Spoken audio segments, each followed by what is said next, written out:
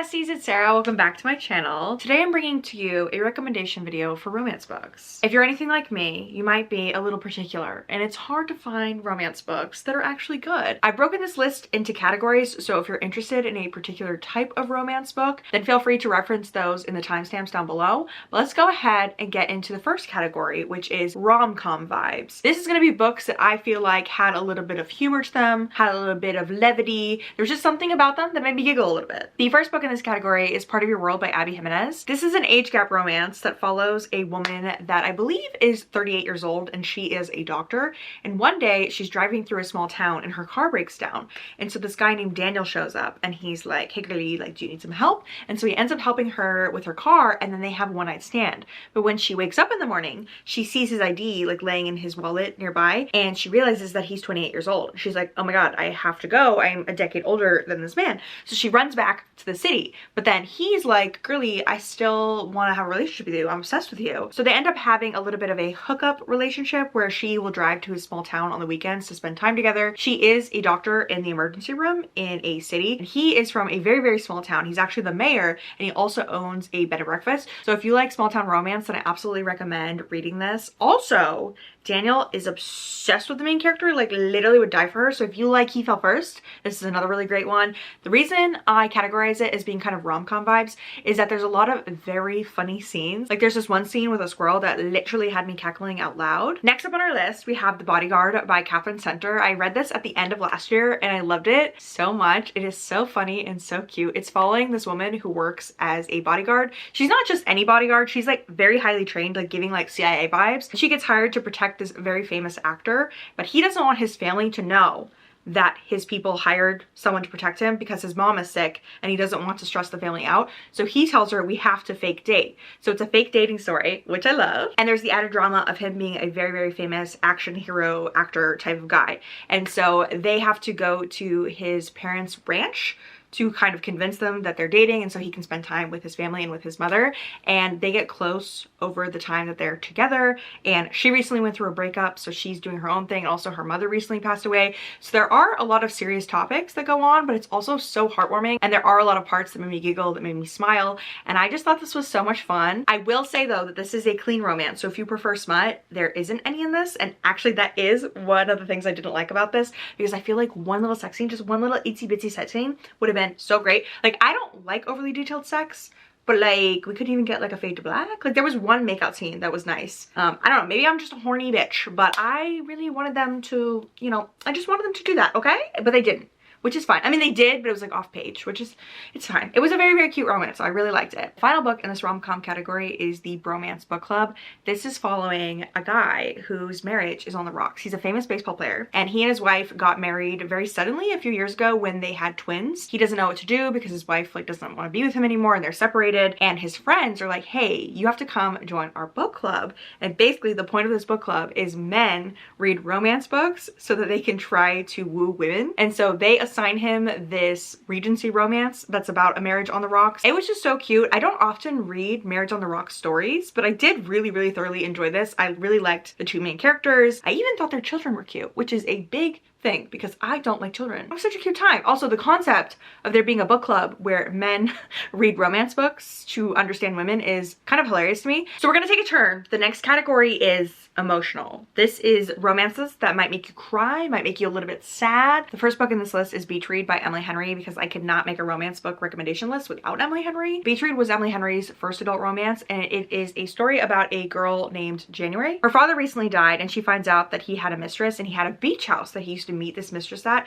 And so his final wish is for her to have the house and figure out what she wants to do with it. And while she's there, she actually runs into this guy named Gus, who she went to grad school with, and they're both authors, and they make a bet to write in each other's genres. So he's gonna write a romance book and she's gonna write a literary fiction. They start going on these like dates where they teach each other about each other's genres. Like he teaches her how to do research for lit fic, and she teaches him how to like go on cute little dates and do little like rom-com vibes. We're just gonna kind of get all the Emily Henry out of the way. The next one being People We Meet on Vacation. This is my personal favorite Emily Henry. I love Friends to Lovers. You're following a character named Poppy and a guy named Alex, and they had a falling out a couple of years ago, but they've been best friends since they were in college. And every summer they take a trip together. So they go on vacation because Poppy's dream is to be like a travel writer. And so she does eventually get her dream job at a magazine. But one day she's kind of trying to explore, like, why am I not happy? Like, I have everything I've ever wanted. And she realizes that because she's estranged from her best friend Alex, she kind of wants to rekindle that friendship. The way that it's written is we're getting the current vacation that they're on, but we're also getting flashbacks of every vacation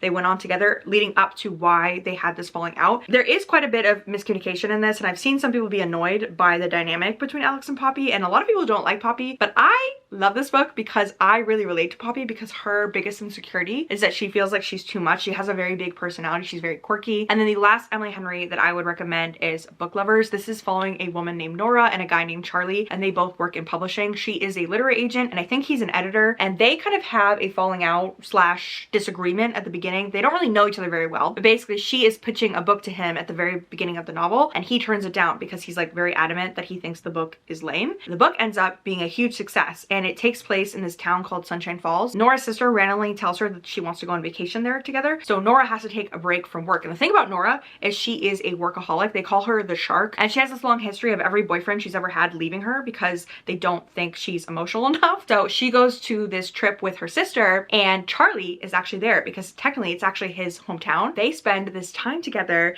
in the small town, and it's sexy, it's cute. I would not say this is my favorite Emily Henry, but I definitely did enjoy it. I really liked Nora. I can just relate to someone being a bitch, you know, like, that happens. It happens to the best of us. The next book I have in this category is Lotus by Jennifer Hartman. In this book, we're following a guy who was kidnapped when he was very, very young. He goes home to where he grew up, and his next door neighbor is this girl that he used to be best friends with, and she has kind of always had feelings for him. Like, when they were kids, she always really loved him, and then him going missing was like really devastating for her. So they end up starting a relationship, and she kind of teaches him the ropes of like being an adult, and it's very sweet, but it does deal with a lot of dark things because he was kidnapped when he was younger. It's just one of those books that you should read if you're looking for kind of almost like a Lifetime soap opera sort of time, but like better, obviously. I very much enjoyed this, and I really enjoyed the romance between the two main characters, especially because it had a little bit of that aspect of her like teaching him how to do things, if you know what I mean. And then the final emotional book I want to share is Flawless by Elsie Silver. I actually read this for a reading vlog that's coming out very soon. Just a little bit of a spoiler that I enjoyed this book, but this is a cowboy romance. And the reason I put it under emotional is because it's a little bit more serious. Like, it's not overly emotional, but it's also not funny or rom-com vibey either. It's about this guy who is a bull rider, and at the very start of the book, he actually messes up one of his sponsorship deals, and his agent is pretty upset about it. So he actually assigns his daughter, who works for him, to kind of follow the main character around and kind of be his babysitter for a while and help him get back on track with like public relations. If you have ever considered reading a cowboy romance, but you were worried that it would be like weird, this is kind of like liberal cowboys. It's giving very Save a Horse, Ride a Cowboy. But I thought it was done really well, and I loved that it didn't really rely on like the miscommunication trope or anything like that. I feel like it was just sort of them figuring things out and communicating, and it was cute. It was cute. It was very adult, and like the themes and the problems they were dealing with, I don't know, I just really liked it. All right, the next category is Regency romance. I don't know what it is. Maybe it's because like I'm a Jane Austen girly or whatever, but I love a period piece. I really do. The first book I want to recommend is The Duchess Deal by Tessa Dare. This is the first book in the Girl Meets Duke companion series. And this one, we're following a girl that is a dressmaker. She recently got jilted when she made a very expensive wedding dress for someone because the wedding got canceled. And so she shows up on this Duke's doorstep because she's mad. She's like, your bride canceled and didn't pay me, and I can't pay rent. So I need you to pay me for this dress. And she's literally wearing the dress to kind of prove a point. And he sees her in the dress, and he actually needs to find a wife for various reasons. And he's like, hey girlie, you're wearing a dress. You look like you could be a good bride. What if you married me? And she's like, I just want you to pay me. And he's like, no, marry me and become a duchess. And she's like, I guess I will. She's kind of resistant at first, but he recently came home from war. What war? I couldn't tell you. I don't know that much history. He was disfigured while he was, you know, serving his country, and so he has his own insecurities about his appearance and whatnot. And so it's just a very sweet and cute romance. It made me laugh out loud. Honestly, I could have put this under rom-com because there are so many funny moments. She doesn't want to move in with him, but obviously he's like, you have to marry me, like marry me please. But then to make it inconvenient for him, she brings a cat with her, but it's just like a random ass cat that she found outside her apartment, and he's like, this is your cat? And she's like, yeah, no, this is definitely my cat. He's like, what's the cat's name? And she like doesn't have a name for it, and she like looks around and she's like, Britches. And it's so funny. And then the cat is such a menace the entire book. I loved it so much. I thought it was so cute. Up next we have The Wallflower Wager, also by Tessa Dare. This is the third book in the Girl Meets Duke series. I will say I don't really recommend the second one. I don't really like the second one, but the third one is so cute. I think it might be my favorite. It's following this girl that loves collecting pets. She has a bunch of cats. She has a dog that has a little wheelchair. She also has a bull in her backyard. Like, she just has a menagerie. And this guy moves in next door, and he is kind of new money, and he bought her neighbor's house to kind of flip it and sell it. Basically, they start getting to know each other when he goes to her house to be like, you need to get rid of all of these pets because I'm trying to sell the house next door and nobody's gonna want like a bull in your backyard. They obviously fall in love, and it's very sweet. The sex in this is also very good. I feel like Tessa Dare writes a very good sex scene. They're always very detailed but not too detailed, and very like romantic. They're a little demure. I really enjoy them. The next two Regency romance I have for you are a little old. They're classics. And so in Persuasion, we're following our main character, Anne. She once had the opportunity to marry this guy that was in the Navy named Captain Wentworth. At the time, he wasn't a captain, but her entire family convinced her not to marry him. They were like, girly, he's like way below your station. You should not marry him. He went off to war, Navy, wherever you go during Regency times. And he comes back a captain. He actually goes to where she lives again, and he's like visiting.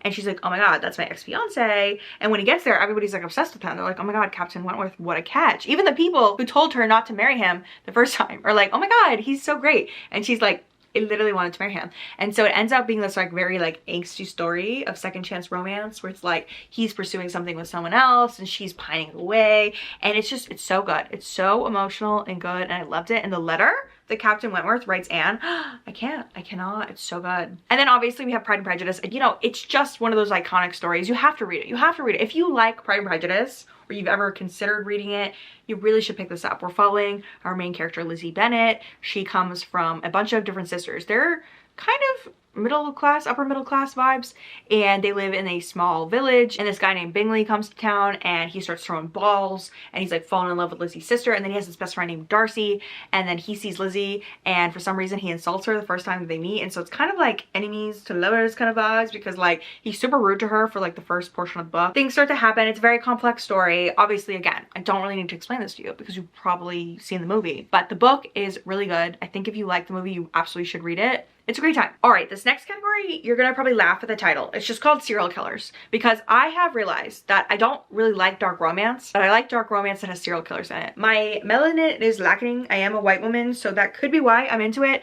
I don't really listen to true crime podcasts or anything, but apparently I love a romance if there's a serial killer in it. Okay, the first book in this category we have is Butcher and Blackbird by Brynne Weaver. This is about two rival serial killers. And at the very start of the book, our female character, Sloane, has just killed someone. And she accidentally locks herself in the cage that she used to capture the guy that she was killing. Which, by the way, they are serial killers, but they kill bad people. They're kind of like Dexter. And then Rowan shows up. He is our male serial killer. And he sees her and he's like, hey girlie, I always come in to kill this guy. And he finds out that she is the orb weaver. And he's like, oh my god, I'm such a fan of your work. And then he proposes a bet to her so they can continue spending time together. And he's like, what if we met up every single year and we killed someone together? But it's like a competition of whoever gets to kill this person first. And so Sloane obviously agrees, and they start meeting up once a year. And what's so fun about this book is the banter. The banter, it's so cute. It's so cute. You have to listen to the audiobook. The audiobook is great because the way that it's done is that no matter whose perspective it is, they always have the female narrator doing Sloane and the male narrator doing Rowan. Joe Arden is the one that does Rowan, and his voice, I can't. He's Irish. Yes. I will warn you, this might not be a problem for you if you like really smutty sex scenes, but the sex scenes go crazy. There's a lot of fluids happening, and I did not personally like that, so it did bring it down a star for me. But the story itself and the banter and everything, I was loving. I loved it so much. And there is a sequel coming out later this year that's following two other characters. It's kind of a companion series thing, and I cannot wait because I just think that Brynne Weaver's writing is great. I definitely want to read more books from her. Up next, we have the Mindfuck series by S.T. Abbey.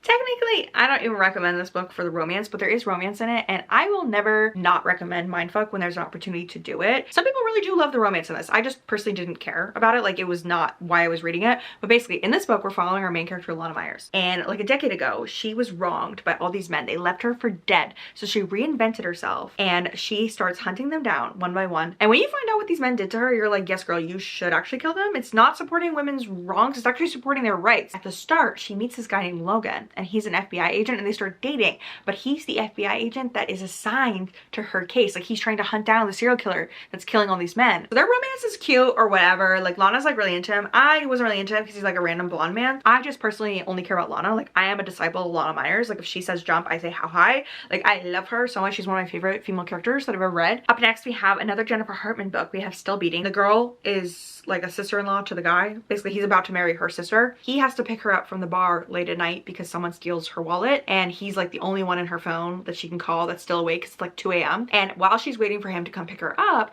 this creepy man is in the parking lot and he's like kind of being weird. So he kidnaps them and he like locks them up in their basement. And I will say, trigger warning for a lot of SA, but they end up making it through this harem experience and it brings them really close together. But their relationship is very complicated because he's supposed to be betrothed to her sister. And so there's a lot of drama that ensues, but I love this so much. It's very emotional. It's very dark. It's very, I don't even know the words. Like it'll just make you feel things. I definitely will say only read this if you're in the mood for something that crazy and that emotional because frankly, it's a lot. I know I said that like 4 times, but it is a lot. And then the final serial killer romance I have is Born Darkly by Trisha Wolfe. Main female character, her name is London.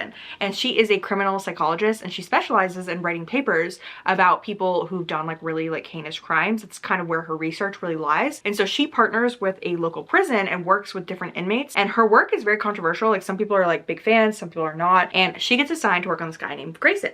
And he is called the Angel of Maine. Basically his MO is that he kills bad people. What I loved about this is the tension because London doesn't give in to Grayson right away. It takes some time before she kind of gives in to the madness. It's worth the wait. Also the sex scenes in this are great. It's actually a duology. There is a second book as well. I was sat while I was reading this. I read it all in one sitting and it was just, oh, it was so good. It was so fucking good. Okay, the next category I want to talk about is romantasy. To be honest, I don't have very many books for this. The books I'm going to recommend are actually both by Grace Draven. The first being Entreat Me. This is a Beauty and the Beast retelling. The Beast in this story is a centuries-old warlord that got cursed when I think he was like being greedy and trying to take too much land. And so he and his household got cursed, and so his son is cursed as well. And so his son leaves the castle to go find a woman to be his wife to try to like break their spell. And he comes home with this woman that's like super beautiful. But she has a sister who's like really protective of her, and her sister's like, no, my sister cannot go off with this random man. And so she takes off in search of her and comes to the castle. And then when she meets the Beast, she's like, hey, let's strike a deal. Like I want my sister to be protected at all times. And so she kind of gives herself to him, and it has something to do with the spell. I don't fully remember. I read this in like 2020, so it's been a long time since I read it,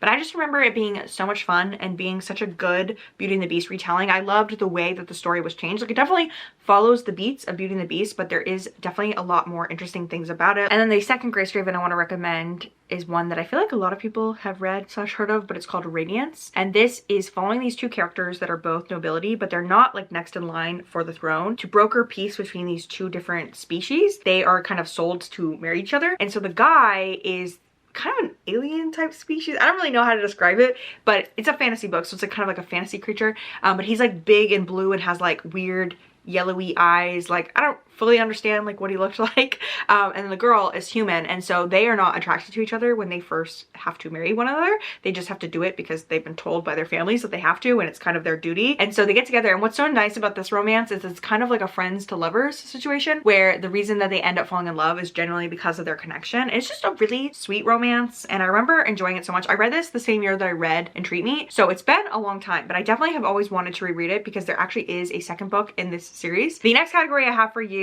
is cozy fantasy. These are books that are technically cozy fantasy, but they do have really cute romance in them, and the romance had me like kicking my little feet. The first of these is Sword Heart by T. Kingfisher. The romance in this is so cute. I love also that it takes place between two older characters. So the main character is a woman named Hala, and for many years she was the caregiver for her like great uncle, and one day he dies and he leaves all of his riches to her. His family shows up and they're like, bitch, you cannot have this. And so they tried to convince her to marry her cousin. She's not having that, and so she actually wants to unalive herself rather than comply to what they want. And there's a sword on the wall and she takes it down and she's like, all right, I'm just gonna end it all. And she goes to try to stab herself. And when she pulls the sword out of the sheath, this random man named Sarkis shows up and he's like, whoa, whoa, whoa, I am the protector in this sword. And because you took the sword off the wall and you technically own it because your uncle left all the stuff to you, like you are my master and I have to protect you. So girly, we cannot have you killing yourself. And so he helps her break out from her family. It ends up being kind of like a journey story where they go, I can't remember where they're going. They're going somewhere trying to get help in some way.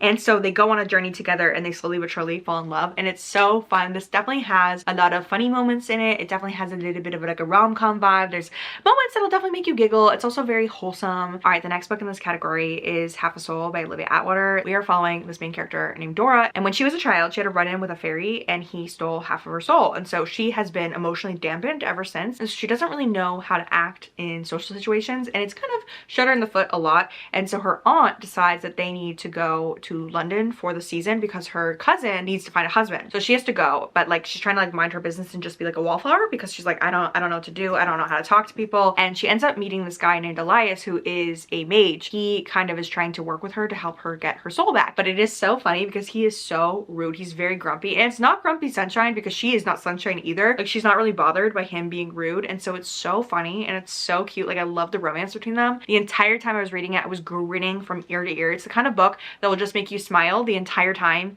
you're reading it. And it was just so cute. And then finally we have Emily Wilde's Encyclopedia of Fairies. This is another really popular book that you probably have heard of, but I still have to recommend it because the romance between Emily and Wendell is just so cute. So in this book, we're following our main character, Emily Wilde, and she is a scholar and she's writing an encyclopedia about fairies. And so she's going to this snowy town, this Scandinavian place. And when she gets there, she accidentally offends all of the villagers because she's not very good with social situations. I would definitely say that this book and also Half a Soul are both kind of like autism coded. And so both main characters just kind of struggle with social situations. And then her academic rival, Wendell Bamblebee, shows up and he starts charming the pants off everyone. They are academic rivals because he has a habit of taking credit for her work. So she's kind of annoyed that he shows up, but their banter is so great. I loved it. And as we get further in the story, he starts helping her with her research and a bunch of things unfold. And it's so cute. It's so adorable. And I loved their dynamic. All right, my final category is called Technically Not Romance. These are books where I liked a romance in the story, but the book itself is technically not classified as romance. The first of these being The Seven Husbands of Evelyn Hugo by Taylor Jenkins Reid. You probably have already read this because everyone and their mom has read this book, like literally people's moms, because it was like a Reese Witherspoon book club pick. But anyway, in this book we're following Evelyn Hugo and she is a Hollywood starlet that has a lot of notorious things that have happened because she's had a lot of husbands. But the gag of it all is that she is a bisexual queen and she also has a woman